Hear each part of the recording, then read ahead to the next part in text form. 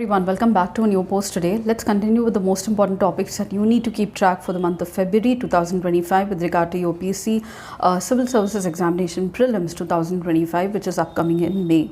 So today let's look at the highlights of the budget with regard to the 6 most important pillars of the budget of 2025-26. What exactly are the initiatives taken by the Government of India with regard to the budget? Let's look at it from the prelims point of view. And there were 6 engines that were identified as 6 pillars of the 2025-26 budget. The first one is agriculture, and that's the first engine of development. But before that, let me tell you that the total expenditure is about 34.96 lakh crore. And the total receipts is 34.96 lakh crore. Total expenditure is 50.65 lakh crore. The net tax receipts stand at 28.37 lakh crore. Fiscal deficit is 4.4% GDP, and the gross market borrowings are 14.82 lakh crore. Apart from that, we have capital expenditure at 3.1% of the GDP, which stands at 11.21 lakh crore for 2025-26. That's from April 1st, 2025 to March 31st, 2026. So, the agriculture being the first engine of development, Pradhan Mantri Jan Dhan Krishi Yojana, developing of 100 agri-district programs.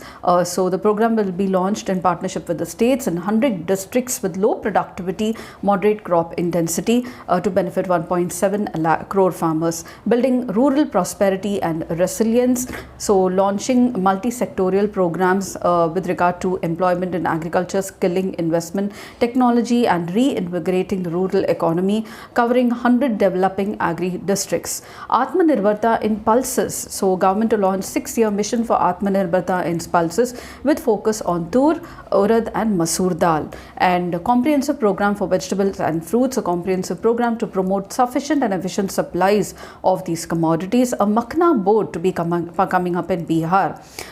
National mission for high-yielding seeds to be aiming to strengthen the seed productivity, focusing on high 100 seed varieties. Fisheries, now a legal framework to come up for sustainable fisheries in India's exclusive economic zone to focus on Andaman and Nicobar Islands.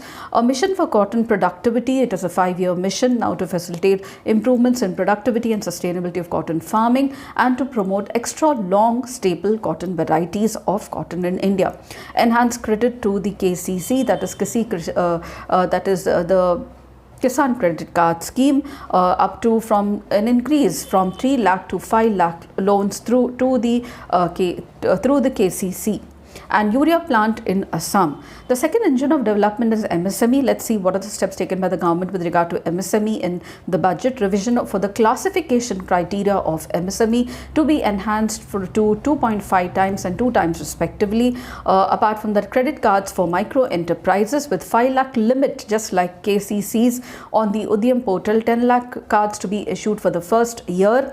Funds for the startup for a fresh contribution of 10,000 crore to be set up, and scheme for the first time entrepreneurs, 5 lakh women, SC, ST women first time entrepreneurs to provide term loans up to 2 crore for the next 5 years announced. Focus product scheme for footwear and leather sector. A focus product scheme to facilitate employment of 22 lakh persons, generating a turnover of 4 lakh exports and 1.1 lakh crore. Measures for the toy sector to make India a global hub for toys announced. Support for food processing, a National Institute of Food Technology, Entrepreneurship and Management to be set up in Bihar. Mission, manufacturing mission of furthering Make in India, a national manufacturing mission covering the SMEs for furthering Make in India.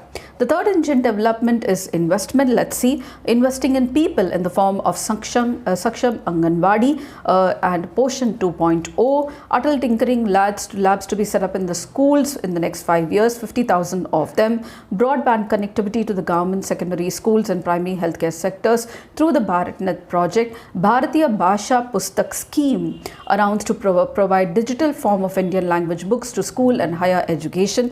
National Centers for Excellence and Skilling to be set up for global expertise and partnership to equip youth with skills for Make in India and Make for the World manufacturing. Expansion of capacities in IITs. Additional infrastructure to be created in 5 IITs started by 2014 to facilitate education for 6,500 crore students. Center for Excellence in Education for Artificial Intelligence to be set up, and expansion of medical education, adding 75,000 seats in the next 5 years, daycare cancer centers in all district hospitals, strengthening of urban livelihoods, PM and Savanidhi, with the UPI linked credit cards of 30,000 per limit, and also social security scheme welfare for online platform workers or the gig workers, and investing in the economy in the form of public-private partnership in the infrastructure. Apart from that, support to the states for infrastructure, 50-year interest-free loans to the state at an outlay of 1.5 lakh crore, asset monetization program from 2025 to 30 to plow backup capital of 10 lakh crore for new projects, Jal Jeevan Mission to be extended to 2028, Urban Challenge Fund to be created to implement proposals like cities as growth hubs, creative redevelopment of cities, water and sanitation, etc. Nuclear energy mission for Viksit Bharat, amendments to be taken up in the Civil Liability for Nuclear Damage Act to be taken up, National Energy Mission for research and development of small modular reactors, 5 indigenously developed small modular reactors to be operational by 2033, and shipbuilding financial assistance policy to be revamped, large ships to be of a specified size to be included in the infrastructure harmonized master list, maritime development fund with a corpus of 25,000 crore to be set up, with 49% coming from the government of India. Udan, Ude Desh Ka Aam Nagrik, the regional connectivity scheme to enhance regional connectivity to 120 new destinations, Greenfield Airport at Bihar, and also with a brownfield airport at Bitta, Western Koshi Canal project at Mithilanchal, mining sector reforms to be brought out, the Swamiva Fund, which is a corpus of 15,000 crore aimed at expeditious completion of 1 lakh dwelling units again by the Government of India, tourism employment-led growth in 50 tourist destinations, investing in innovation in the form of research, development and innovation, deep tech funds to explore and catalyze next generation startups, PM Research Fellowship, 10,000 of them to be given in IITs, IISCs, Gene Bank for crop germ plasma, and also the second gene bank to come up. Apart from that, National Geospatial Mission to be developed for foundational geospatial infrastructure in India. Gyan Bharatam Mission for survey, documentation, conservation of manuscript heritage in the country to be started, with 1 crore manuscripts to be announced. And the fourth engine of development is your exports, an export promotion mission to be jointly developed by the Ministry of Commerce, MSME and Finance to be set up. Bharat Trade Net for international trade to be taken up as a unified platform for trade documentation and financing solution. National framework for GCC, that's Global Capability Centers emerging in 2 tier cities. Reform as a fuel, that's the fifth pillar. So financial sector reforms, FDI limited insurance to be raised to 100%, credit enhancement facility for infrastructure, Grameen credit score to serve credit needs of self-help groups, pension sector reforms, high-level committee for regulatory reforms like non-financial sector regulation, certificates, licenses, investment-friendly index for the states, that is an investment-friendly index for the state to be launched up in 2025 to promote the spirit of cooperative federalism, and Jan Vishwas Bill 2.0 to decriminalize more than 100 provisions in the various laws. These are some of the most important steps taken by the Government of India in the 6 pillars of the budget with regard to 2025 and 26.